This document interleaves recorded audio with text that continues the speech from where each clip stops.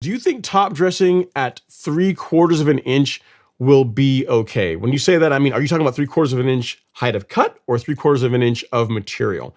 If you're saying 3/4 of an inch height of cut, I would say yes, because if you're looking at the back or the front lawn, my back lawn is also at 3/4 of an inch, but if you look at the front lawn, like that right there is Zeon zoysia at 3/4 of an inch. That's what you're looking at. That's 0.75 inches, both on the vanity strip and on the front lawn. That is zoysia at 3/4 of an inch. So yeah, as far as top dressing that, in my opinion, great height because there's enough grass to be able to hold on to the sand so it doesn't really move around as much.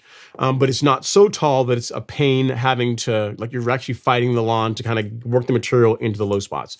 Now, if your question is, should I top dress with 3/4 of an inch of material on the lawn at one time? Not a fan. Not a fan of doing that because the challenge you're going to run into is if you put 3/4 of an inch, almost an inch of sand over an entire lawn, you're going to have a big part of it that's going to be beach. It's going to be really, you're not going to be seeing grass at all.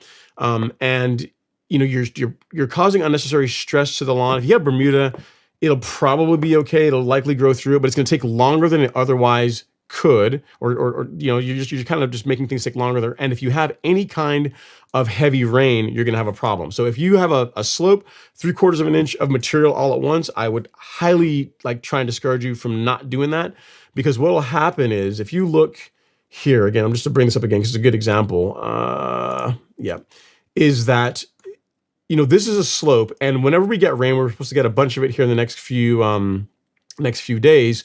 Is if you put 3/4 of an inch of material on that, you're going to have a bunch of it that's going to run down and end up near at the bottom, and it's going to make a big mess. It's going to be tough to fix. Again, this is probably somewhere between 1/4 of an inch and 1/2 an inch in some areas of material. And if you look, again, you can see a lot of grass. You can see some areas where that were low that took a bit more material. But this is, in my opinion, what you want whenever you top dress a lawn. So after you're done with it, after you're done watering it, this is how it should look if you're looking to maximize how quickly the lawn recovers from it. And you can always go back and do it again. You can always go back and do some spot top dressing here and there if you want to.